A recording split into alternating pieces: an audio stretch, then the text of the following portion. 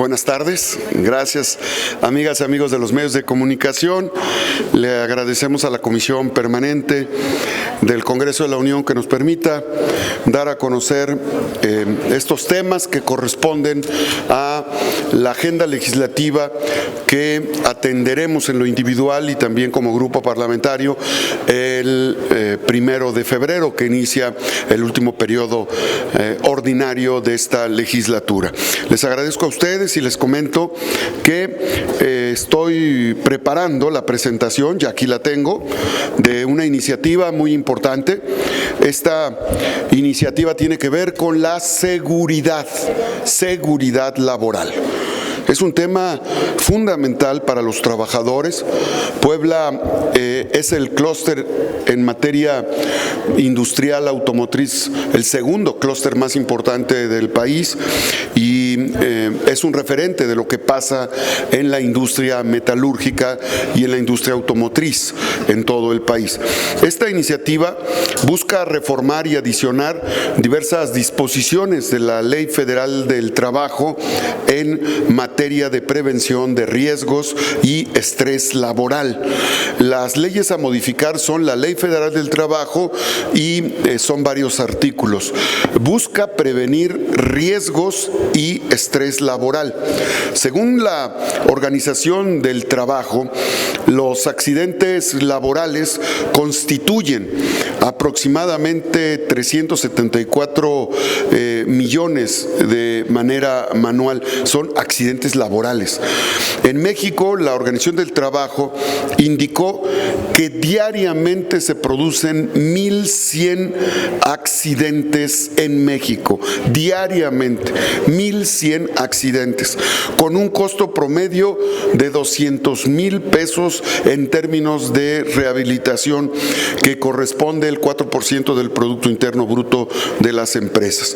En el 2021, según los datos del Instituto Mexicano del Seguro Social, México registró más de 439,000 riesgos de trabajo. México ocupa el primer lugar en estrés laboral. Fíjense el dato, no es un dato menor. México ocupa el primer lugar en estrés laboral, arriba de China, arriba de Estados Unidos, según la Organización Mundial de la Salud.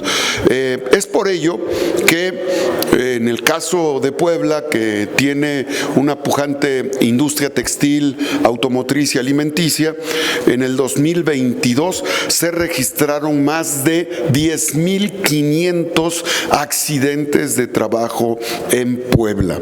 Por eso es que es muy importante compartirles que en el caso del estado que represento, Puebla ocupó en el 2021 el primer lugar en ansiedad laboral. Esto, sin duda, es una afectación que hay que atender. ¿Qué se busca con la iniciativa, con esta reforma a la Ley Federal del Trabajo y a la Ley General de Salud?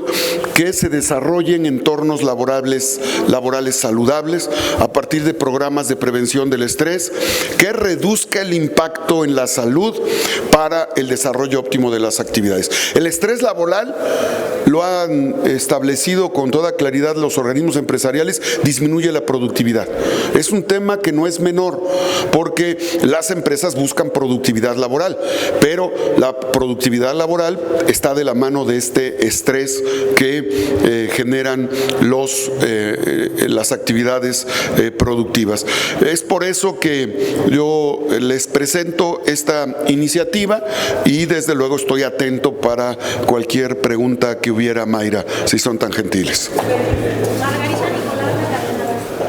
Margarita de Cadena Raza, y si me prestan una pluma por ahí me van a ayudar mucho.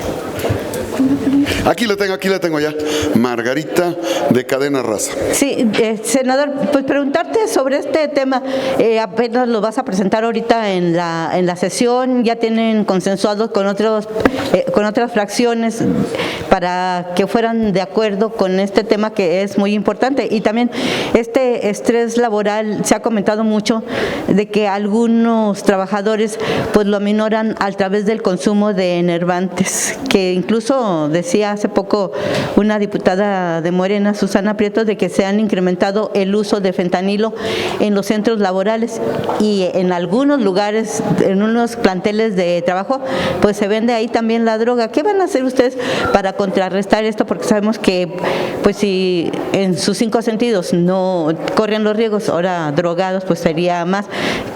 ¿Qué participación van a tener las empresas, pues para que les den también la oportunidad a los trabajadores de trabajar en un ambiente mejor? Porque sabemos que, por ejemplo, en la Ciudad de México son muy largos los trayectos, son muchas horas para llegar al empleo, y esto pues también contribuye a este estrés. ¿Qué van a hacer al respecto en esta forma de cómo facilitarle a los trabajadores que tengan un mejor traslado hacia sus planteles laborales? Y también en el otro tema de la seguridad, tú estás conteniendo por un puesto de elección popular allá en Puebla. Entonces, ¿qué van a hacer para garantizar la seguridad de los candidatos? Sabemos que son más de 20,000 quienes van a estar pues buscando el voto popular, para que realmente puedan desarrollar este trabajo sin riesgos. Gracias. Gracias, Margarita. ¿En qué consiste esta iniciativa? Atender los riesgos laborales que se desencadenan por el estrés laboral. A todos nos ha tocado, no solamente en la industria, saber de accidentes laborales por el estrés, por un descuido frente a una máquina, una herramienta. Lo vemos en el servicio público del transporte, cuando un transportista durante todo el día, por el tránsito pesado, por los traslados, por las horas de manejar en condiciones extremas, muchas veces los asaltos, la inseguridad genera inconvenientes que en ocasiones terminan con pérdidas fatales, tanto de transportistas como de usuarios del transporte. Es necesario que se entienda que esta iniciativa recoge un contexto que está perfectamente justificado. La Organización Internacional del Trabajo y la Organización Mundial de Salud reconocen a México como el primer lugar mundial en estrés laboral. Es un tema que está perfectamente justificado para atenderse. La ley, la reforma a la ley, busca capacitar, atender en materia de salud preventiva, atender con asuntos de orden psicológico, atención para tratamientos y protocolos para disminuir el estrés, y atender sin duda en los centros de trabajo con lo que corresponde a protocolos y equipamiento que garantice que el ruido, la maquinaria o el contacto que genera ese estrés disminuye. Esta decisión de plasmarlo en la ley formalizaría un derecho adquirido y garantizaría mejorar la productividad laboral empresarial, y desde luego disminuiría los costos que representa no atender este problema, que representa ya el 4% del Producto Interno Bruto de las empresas. Sin duda lo que vamos a hacer nosotros es presentarlo en la plenaria de los senadores del grupo parlamentario, que tendremos el día 30 de enero, y le vamos a dar entrada de manera inmediata a través de la mesa directiva. Tenemos que atender esta iniciativa porque, insisto, tenemos elementos demográficos y diagnósticos que nos permiten afirmar que es posible disminuir el estrés y es posible disminuir el riesgo laboral, que implica disminuir las cifras de accidentes fatales y de accidentes que afectan la salud de las personas. Es nuestra tarea cuidar la seguridad de las y los mexicanos, y a través de leyes lo podemos hacer, a través de disposiciones lo podemos lograr. Con respecto al tema de la seguridad, todos los que son aspirantes a un cargo de elección popular están en el derecho de solicitar a la autoridad estatal o a la autoridad municipal o a la autoridad federal el auxilio frente a circunstancias de riesgo que se presenten. Yo diría que no solamente quienes estamos participando en un proceso, sino la seguridad tiene que desdoblarse hacia todas y todos los mexicanos, pero sin duda que los casos de afectación a personas que están expuestas a un cargo de elección popular se pondera exponencialmente durante estas épocas preelectorales y electorales. Senador, ¿estos cambios en materia laboral van a ser constitucionales o en una ley secundaria? Es a través de la Ley Federal del Trabajo. Es una ley secundaria que puede contribuir, que no requiere de 2/3 partes y que sería un extraordinario mensaje para las y los trabajadores de México. Recuerden, México ocupa el primer lugar mundial entre 200 naciones de la comunidad internacional y ocupa el primer lugar en estrés laboral por encima de China, de Estados Unidos y de otras naciones. Es un tema que hay que atender. Siguiente pregunta, Víctor Barrera, El Libertador. Gracias, Víctor. Senador, buenas tardes ya, para no estar adivinando. Esta modificación o esta reforma, más bien modificación a la Ley Federal del Trabajo, también es necesario cabildearla con el sector empresarial, porque bueno, ellos son los afectados, pero también son los que tendrían que poner, como usted dice, pues esas pequeñas zonas donde pudieran atenderse a los trabajadores. ¿Se ha atendido esto? ¿Ha ido usted con los diferentes sectores empresariales para que pues por lo menos le digan vamos con usted? Es muy importante lo que comentas, Víctor, porque son las cámaras empresariales las que también nos han pedido nuestra intervención, porque para ellos la baja productividad laboral impacta en la producción de sus empresas. Es un tema que los factores de la producción tenemos que atender, pero sí se ha estado dialogando. Cuando se presente la iniciativa, desde luego que buscaremos reuniones y encuentros para que la conozcan, la vamos a compartir con ellos y para poderla enriquecer. Una ley, una iniciativa es eso, es un primer paso que debe ser enriquecido en este caso por los factores de la producción. No hay más preguntas, senador. Muchas gracias. Pues muchas gracias a ustedes y la próxima semana a todos nuestros amigos que cubren la fuente, nuestra coordinadora de comunicación, nuestro enlace en Puebla, les hará llegar un presente poblano porque queremos compartir con ustedes que en Puebla no solo se hacen los chiles en nogada, se produce el aceite virgen de la nuez de Castilla, que es como si fuera pescado. El salmón es el que más omegas tiene. La nuez de Castilla que se cosecha en Puebla es la que mejor omega tiene y es un tratamiento cosmético para la piel de primera. La próxima semana vamos a venir en la última rueda de prensa y les queremos compartir con ustedes este producto 100% poblano y le vamos a pedir a Mayra que nos ayude a la entrega de ello. Gracias. Senador, tenemos una pregunta más de Claudia Telles del IMER. ¿De quién? Claudia Telles del IMER. Claudia. Senador, para preguntarle en el marco de esta propuesta del presidente Andrés Manuel López Obrador para que las pensiones de los trabajadores sean del 100% de su último salario, equivalente al 100% de su último salario, ¿qué tan viable ve usted, como lo propone también el presidente, que esta reforma se fondee con recursos o con el presupuesto del INAI y de otros órganos autónomos? Es muy importante lograr un principio que la cuarta transformación que nuestro presidente encabeza ha planteado.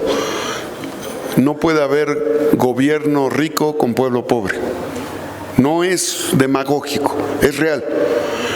Los poderes ejecutivo, legislativo y judicial, los entes autónomos no pueden disfrutar de la renta nacional con exceso, mientras la población que está en proceso de jubilación se encuentra con carencia.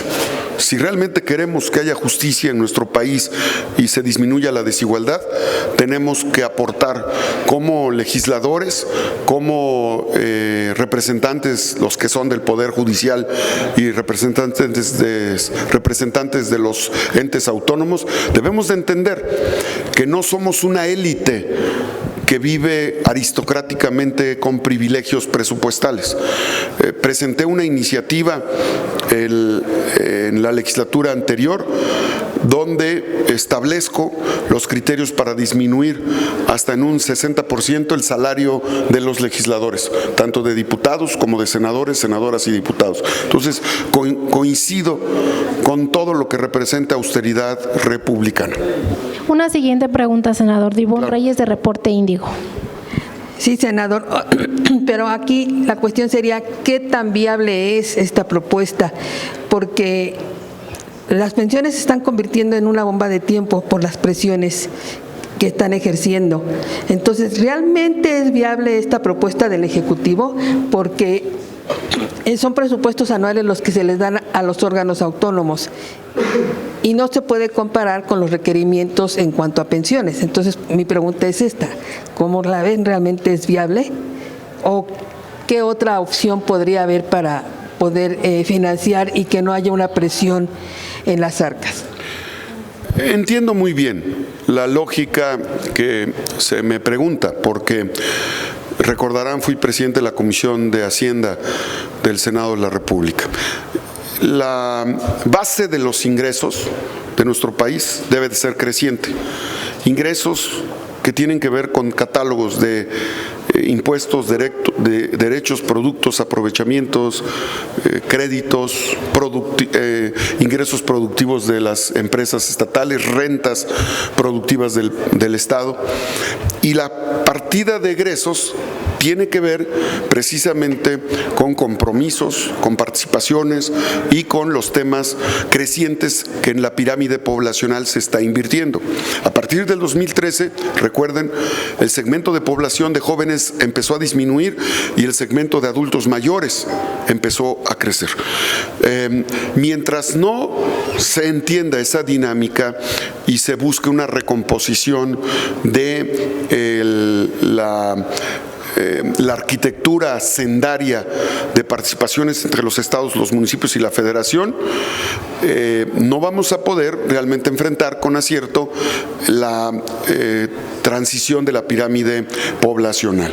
Entonces, sí es posible con austeridad republicana tener recursos adicionales, sí es posible con ingresos tributarios atender la pirámide poblacional y sí es posible logrando una mayor captación de recursos presupuestales anuales para poder atender esta creciente demanda de los derechos laborales que tienen que ver con las pensiones. Sí es posible, pero necesitamos que se haga un planteamiento integral, pero dentro de esos planteamientos integrales, la austeridad, la racionalidad en el gasto público es muy importante para ello. Es decir, uno de los componentes tiene que ser la capacidad que tiene el gobierno de la República, los estados, para aportar mayores recursos a el fondeo de las pensiones de las y los trabajadores. Es un asunto integral, es un asunto que tiene que ver con mayores ingresos. Pudiera parecer imposible, pero yo les voy a decir lo que sucedió en el 2018. En el 2018 el presupuesto de egresos, la ley de ingresos en México estaba entre 4.5 y 5 billones de pesos. Hoy el presupuesto al cierre del 2018 es de más de 9, está entre 9 billones de pesos. Es decir, prácticamente creció en un 80% el presupuesto de egresos y la ley de ingresos. Sí es posible, pero implica una arquitectura integral para poder atender los temas de las pensiones. Sí, nada más para precisar, entonces en esta política de austeridad y transparencia y racionalidad, entonces sí sería posible reducir o quitar el presupuesto a órganos autónomos y, como usted dice, también bajar el salario para los legisladores. Todos los entes públicos, todos los entes públicos debemos de entender que en un país con transición demográfica, Un país que está entrando en una transición demográfica que implica una población creciente de adultos mayores con derechos de pensión, derechos laborales, tiene que pensar integralmente en una arquitectura presupuestal que permita atender esas demandas crecientes, sin duda. Es un tema inevitable. Y es un tema que tiene que ver con mayores ingresos. Es un tema que tiene que ver con la forma en la que se explotan los recursos naturales de nuestro país. Si no lo vemos así de manera integral, no va a haber dinero que alcance. Hay empresas que se están beneficiando de la riqueza nacional del país, pero no están contribuyendo de manera correcta al desarrollo y a la transición demográfica de nuestra nación. Es un tema que hay que abordar tarde o temprano para tener más recursos para atender esta situación. Es inevitable, inevitable. Quien se lleva el oro y la plata de nuestro país se está llevando una riqueza que no corresponde a la aportación tributaria que está haciendo. Quien se está llevando el agua de nuestro país, porque hay concesiones, más de 5,300 concesiones de agua que se entregaron antes de la llegada del presidente de la República, quienes venden el agua para diferentes usos industriales no están contribuyendo correctamente al desarrollo de nuestro país. Entonces, es un asunto de justicia integral. Claro que sí hay de dónde obtener mayores ingresos para cubrir las pensiones, pero es un tema que hay que atender en lo general. Y hablar de la austeridad republicana y de apretarle el cinturón al gobierno, el propio presidente lo ha hecho. En el presupuesto de egresos de la Federación, este año se estimó no más de 600 millones de pesos a la presidencia de la República. En el primer año de gobierno, el fondo que tenía Presidencia de la República era de 2,000 millones de pesos. Han pasado 5 años y el presidente funciona con 600, 500 millones de pesos, cuando antes había hasta partidas secretas. Recuerden la época en la que había partidas secretas en nuestro país. La tragedia del servicio de la deuda, la tragedia financiera de nuestro país es resultado de la corrupción, del saqueo fiscal, del saqueo presupuestal y del saqueo energético en nuestro país. Así es que sí hay cómo atenderlo, con gobiernos honestos, con austeridad, con disciplina financiera y con austeridad republicana. Como administrador público de profesión, les puedo decir que sí hay cómo resolverlo. Senador, una última pregunta de Sebastián Rivera de República Diario. Gracias, Sebastián. Senador, ¿considera que la propuesta de la modificación a la reforma de las pensiones es algo que sí busca beneficiar a los trabajadores o simplemente algo meramente político?